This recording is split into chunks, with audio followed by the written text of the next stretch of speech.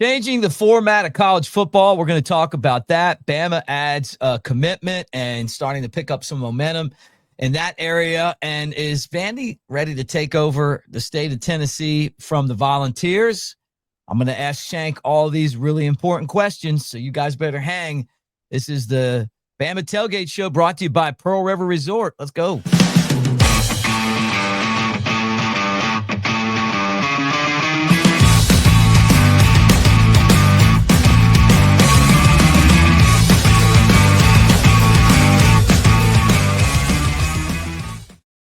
There he is, Alphonse Taylor. We know him as Shank. I'm Mick Gillespie. Great to see you guys today. Roll Tide, my friend. How you doing? Roll Tide. I'm good, man. I'm good. Hanging in there. Coming off a great Father's Day weekend.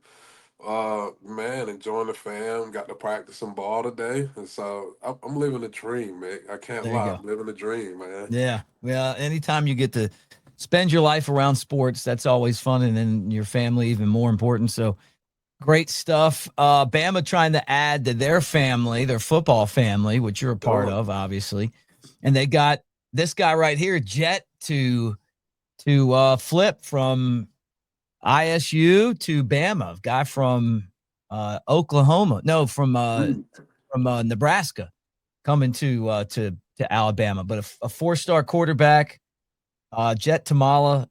It's pretty exciting, man. I like seeing what this group is doing as far as recruiting goes, and then he'd be a quarterback for 26. So I know it must have been intimidating a little bit when you look at Keelan Russell and say, well, he's there now, and I'd be behind right, him, but right. somebody's got to do it.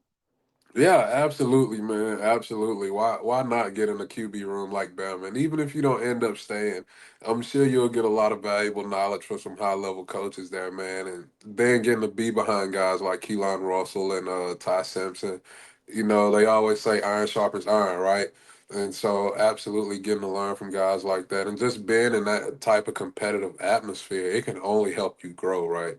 Mhm. And so I think it'll work out great for him, man. And it's absolutely a lot of pressure coming into a room with guys like Keelan Russell. I seen recently the boy had some really high praise for Keelan, man, just talking about how the ball comes out of his hands and just how much he can do right now already and just how the sky's his limit as far as his ceiling goes. And so, you know, it's a lot of pressure, but like you said, somebody got to do it, Mick. And who knows? It ain't about where you start; it's about where you finish, dog. And so he might get in and sit for a year if he decides to stick it out 2 years and get his shot at becoming a starting quarterback at Alabama. Uh, the future is big at Bama, man. Anything can happen. Yep. Yep, no doubt. Number 13 quarterback, number 205 prospect. He comes though from Nebraska, 1A football in Nebraska. I mean, a big guy at 6'5", 200 pounds, but you know, you Damn. played, yeah, big dude, but you played football in high school. You played at the big level. How hard would it be to come from that level of competition, or does it matter? I mean, at 6'5", 2+ dog, he might feel normal again. Moving on to college, because I know when I was at that point in high school, 6'4", 6'5", I was just bigger than everybody else. It ain't really take much technique to make it happen, and I'm sure his athleticism carries him a long ways. And hey man, but that is some size at QB. I mean, I know we used to seeing Jake, but we gotta realize Jake's not an average size individual him damn self. You know what I'm saying? So here at 6'5", 2+ at QB, giving me Ben Roethlisberger vibes, dog. You know what I'm saying? But I think he'd fit in well, man. And, at the next level, it's not all about athleticism because everybody's athletes at the next level, right? It's all Right. about how well he can do mentally. What's his football IQ like? How well can he pick up the system? How well can he read defenses? How can he get in and improve what he already knows? And that's what it's really about, man. Like I said, everybody are freaks at the next level, especially when you're talking places like Bama, Ohio State, all your big schools. Everybody has freaks, but it's that mental edge that sets you apart. It's just like, how do you retain football knowledge and how do you reapply it? That's the biggest thing. Well, for Bama, they really wanted to add to the recruiting class. He's number 7. We keep hearing that Brian Williams is going to be, and who knows, maybe by the time you guys are watching this, the wide receiver will have already committed to Alabama, a 3-star. How many stars did you have, Shank? I don't know if I've ever asked you this before. All right, so here's my theory on this, Mick. Here's my theory, because I really believe I was just a 3-star.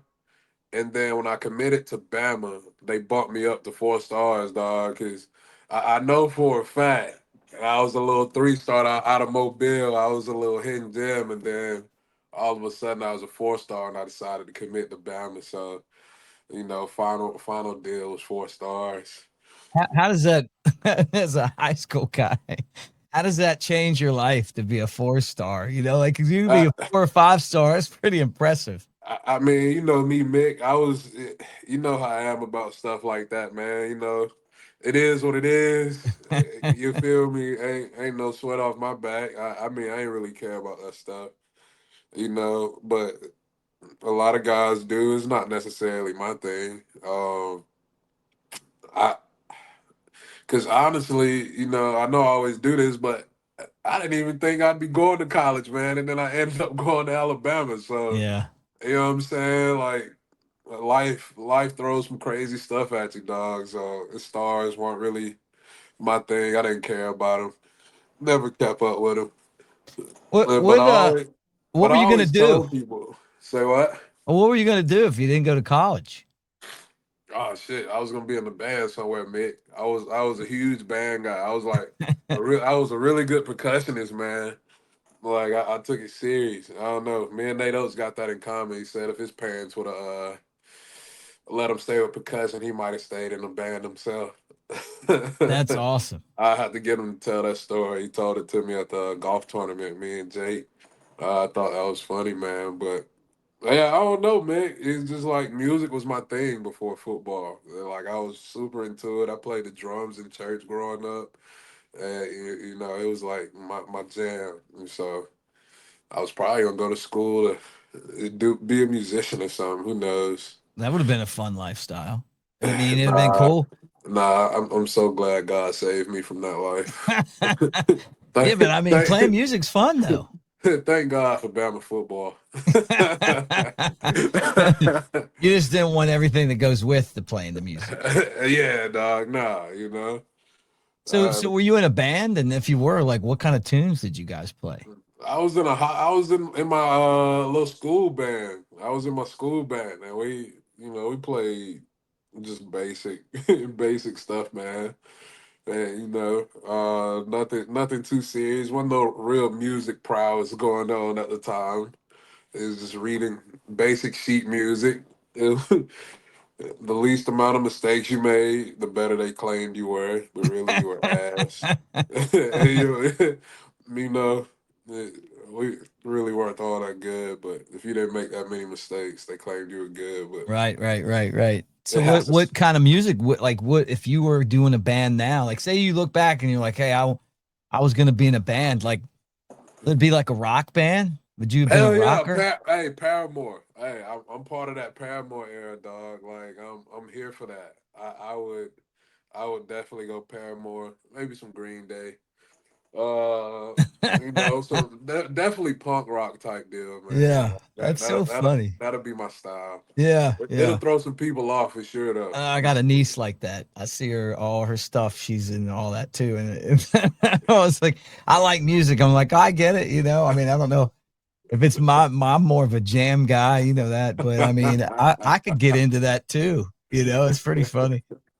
All right, so let me tell everybody that we're brought to you by Pearl River Resort in Philadelphia, Mississippi. Timeout Sports Lounge is like Vegas style sports book right there.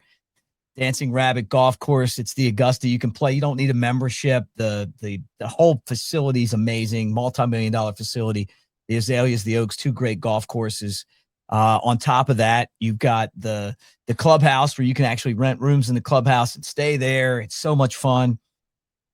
Silver Star and Goldman Casino, they're fantastic as well. Table games and slots and all that. We appreciate them for being on the show. All right, they're meeting to discuss changing the format of the college football playoff.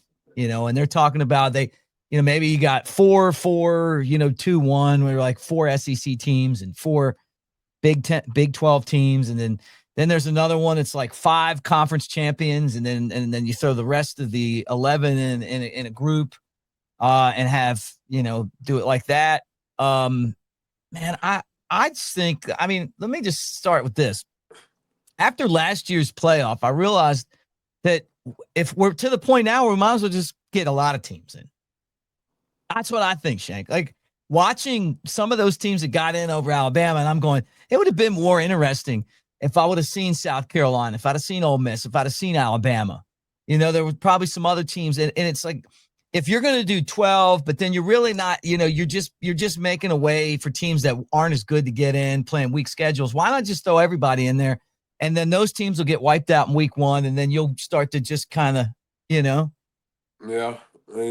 Hey man, I think we should just go back to the to the BCS era at this I point. liked it. There is so much drama surrounding this playoff system, dog, and I feel like we're making so many changes every other year. It seems like we're changing the system, or somebody feels slighted. Let's just go back to the BCS system where the big dogs matter, big dogs only. Money talk, bullshit walks 1,000 miles. And, and that's just what it was, man. And now, if you want to put something in place to where, like, all right, unless you undefeated, nobody can go to the national championship game back to back years. Like, we'll keep it interesting that way, something like that, right? Yeah. That's crazy. Like, can you imagine that? Then the team that wins would be like at a disadvantage. Hey, hey, not really, not really, because they'll just have something to shoot for next season. Unless they undefeated, they don't get an automatic bid to go back to the national championship game. Like Once they lose, they're if out. you the defending champs, you lose a game. All right, you know what I'm saying? Just like we're gonna go and knock you down, and let's not even be sneaky about it. Let's just call it what it is. I mean, it's just like if you want to be a back-to-back champ, well, that second year your ass better go undefeated, and we won't have nothing to talk about. I just remember Mike. Did you like Mike Leach? Remember him, the coach at Mississippi State? Did you ever Yeah, meet him? man. I never met Mike Leach because he got to Mississippi State after my playing days were over. But I always kept up with him. I thought he was a trip, man. He Me always too. had something crazy to say, and I just thought it was crazy how the way he aired the ball out. It's just he's on a completely different end of the spectrum as far as offensive philosophies and everything I've learned and just built. Man, I just like watching him do his thing, man. He was very entertaining to keep up with. Yeah, he was. He was talking about throwing midgets over the goal. I'm not even kidding. Did you see this? Where he like said that he was going to get to the goal line and just have a little person and just chuck him over the goal line. And he was serious. He's the most interesting coach I've ever seen, and it's just terrible that we lost him so soon. And Absolutely. but the reason I bring him up is because I was like you, man. I liked the BCS. I thought that they got it right pretty much every year. And I still look at all the teams that made it. I would have been fine with Ohio State, or that would have been would probably been Oregon against I don't know, but whoever it would have been, the team that would have been Oregon against somebody like, you go perfect through the season, somebody else does, you play. And then now you're putting in teams that really haven't played tough schedules, or they do it in the NFL. And I was like, he's kind of right. Like, Yeah. might as well just make it big and just, do it like that. I mean, and I think we should get rid of the conference championship games and just have a big ass tournament. I mean, if we're going to let in 12, but you're going to put Boise State and Arizona State with buys and stuff like that. I mean, just no, like, let's just play it out. Yeah, I get what you're saying. It would suck losing the SEC conference championship though. It would, but you know what? Because I think the SEC is it's so prestigious. It's such a hard conference to win, dog. Like the schedules are tough as hell. Just all conference players dog eat dog. Mm-hmm. It's like any given Sunday. anything could happen in the SEC. So it would suck losing that. But I'm definitely with you, man. Because if we just gonna keep adding people, let's just go ahead and do it tournament style. Let's get rid of conference championships and let's just all go in there and it's a dogfight if that's what we gonna do. Because Yeah. at the end of the day, no matter how they slate it, man, no matter how many people they add, no matter how many people they subtract, there's always gonna be a group of people that feel like they were dead wrong. I think it's a lose lose situation. You can't make everybody happy. You know what I'm saying? So Mhm. we just need to find something we can stick with for a little while here and go with it, dog. Because I love the BCS system, and simply just because you had no idea what was gonna happen. Yeah. It was just so crazy and sporadic, and then it became a problem when the same team started to get good and Well, started to win Bama. over and over again. Yeah. I ain't gonna say no names, you know what I'm saying? But But they're never going back to that, Shank. There's too much money involved. I mean, yeah, they're yeah, just not. Like the ESPN runs everything. Like yeah. they because of the TV money. The only good thing about ESPN taking football away from CBS, SEC football, is at least I have a schedule now of an idea when the game's going to start. The worst thing ever Yeah. was not knowing what time your game was going to start every week. Hey, that was kind of the fun part for me. I don't know. He's just, What's he's it just like like, as a player when you're like, yeah, I know we played next Saturday, but who knows what the hell hey, time it is? it don't bother me. Ain't like I got nowhere to go. I got to be there anyway. Hell, You guys just figured it'd be 2:30. hey, because for us, I mean, game day started Thursday anyway. You Right. get done with Thursday walkthroughs, your ass better be locked in, ready to go there. Honestly, I get your shit together. Because Mhm. if we at home, we hitting the capstone, shit's locked down. And if we on the road, we on the bus, on the plane, getting where we going. You know, it's all business from there. And so it don't really matter, dog. It could have been an evening game, morning game. Had to be there anyway. And we've been What locked what in since what games did Thursday. Sabin like better? Was he more of a guy that liked the morning ones or the afternoon ones? I mean, was there a difference? Could you tell?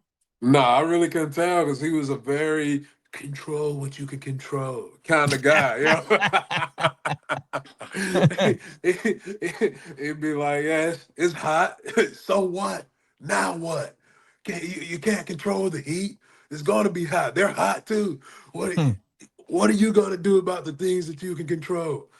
He just be like, God damn, but it's still hot, coach. But I get you. Like I get it. I get it. I'm locked Right. in. And so I really couldn't tell what type of guy he was, man. You know, because that's just the type of stuff he preaches. Just be where your feet are. You know what I'm saying? Control what you can control. Don't worry about outside factors in the moment. You know what I'm saying? Just like it's gonna be hot, it's gonna be cold. If it's gonna rain, it's gonna rain. The shit's gonna happen. Are you doing what you need to do to prepare for those moments if they happen? Yeah. Man. When you saw Rob Ezel do that Nick Saban impression, what would you think of that? And did you play with him? Was he before you or? Yeah, so Rob was actually one of the GAs on staff while I was at Bama. And me and Rob actually worked together some down at South Alabama when I was on the athletic counseling staff for football. So yeah, man, love Rob. Rob's great people, man. And I seen that impression, and I can't lie, it's spot on, dog. It's spot on. You know what I'm saying? If I didn't see Saban and Rob in the same room together, I would have had some questions. Like I thought it was that good. Did he ever do it? Did he ever mess around with you and do it when you guys were at like South or anything? Like just bust Nah, out a Saban nah, impression? nah. Rob was he family man. He coach now, man. You know he done matured a little bit. He don't necessarily do those impressions too much anymore. Yeah, I figured but everybody would ask him, like, "Hey, you got to do the impression." but nah, shout out Rob. I think Rob just took a new job somewhere else. Actually, Yeah, he's that's what not I at heard South too. anymore. Yeah, I have to look into that. But congrats to Rob on that for sure. Great dude, man. Love you, Rob.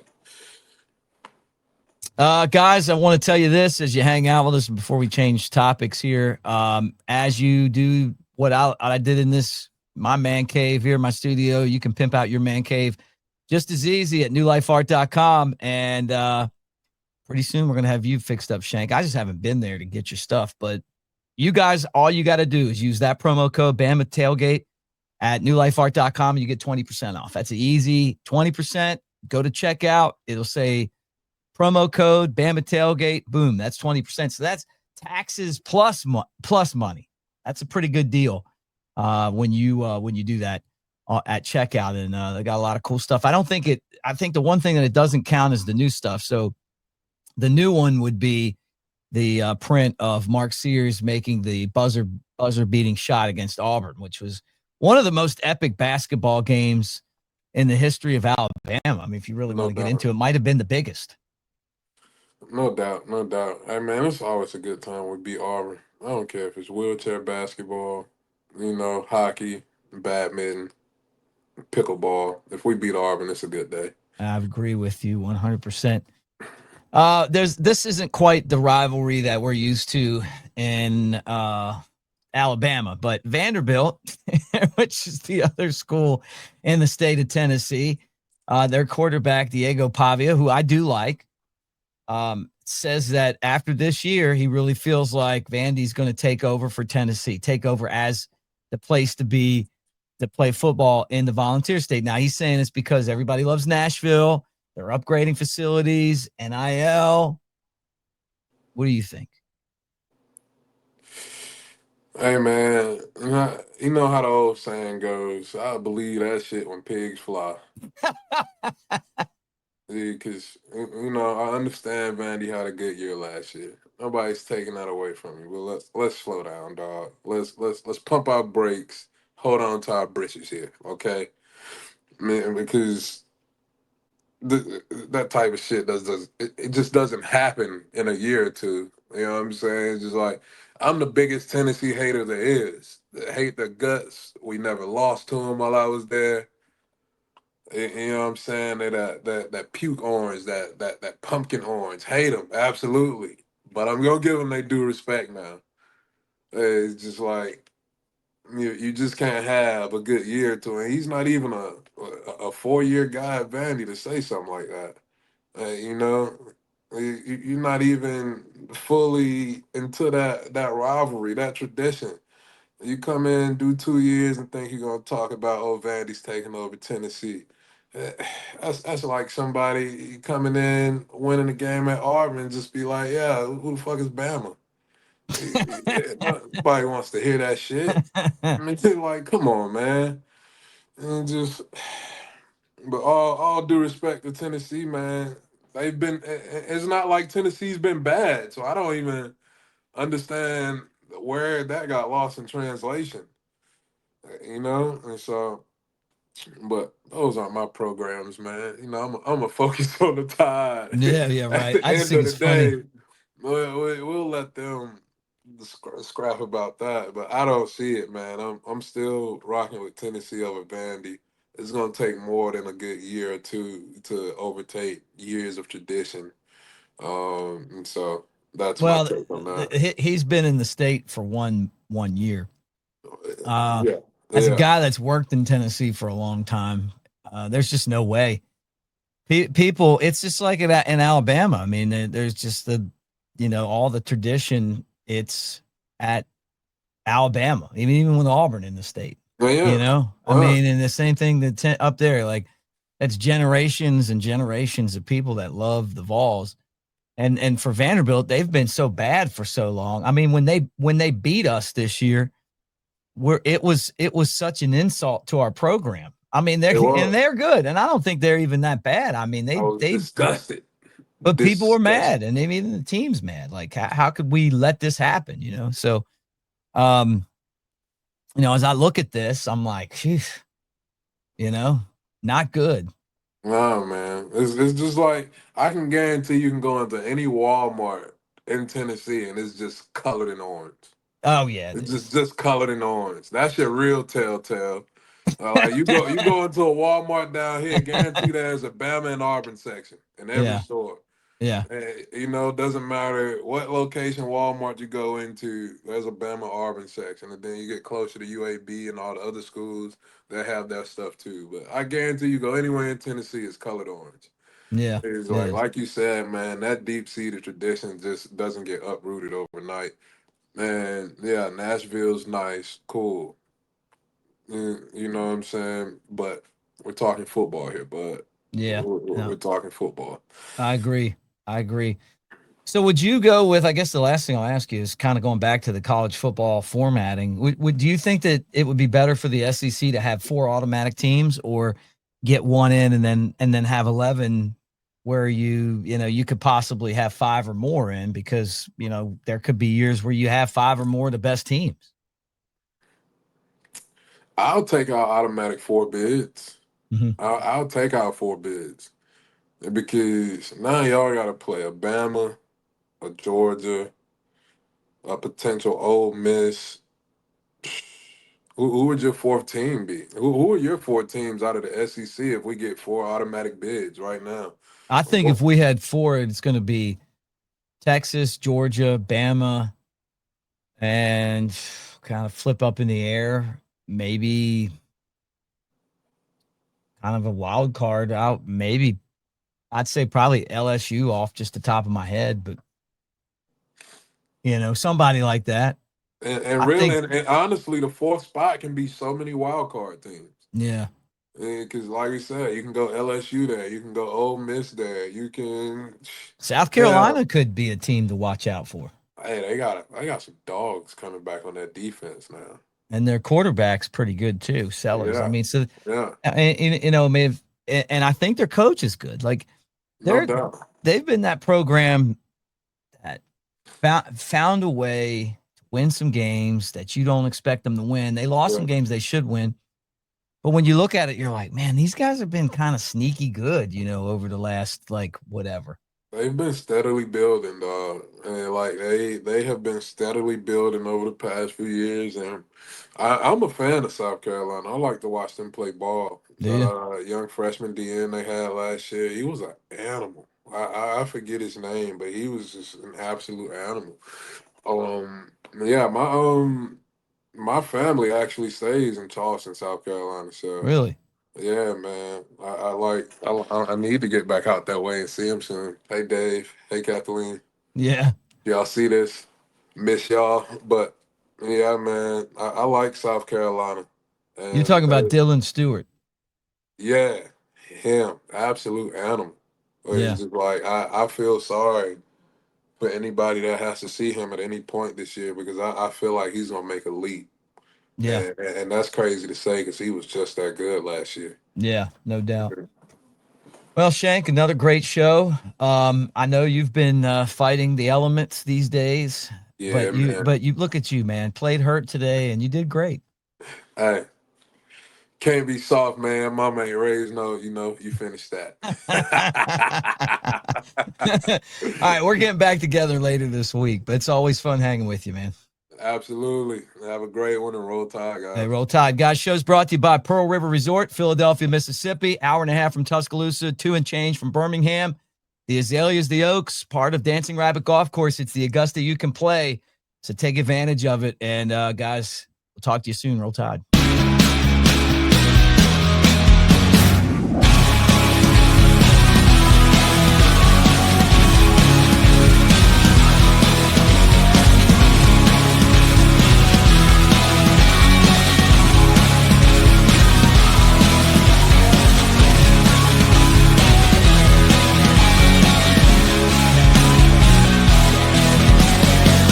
Escape to Pearl River Resort.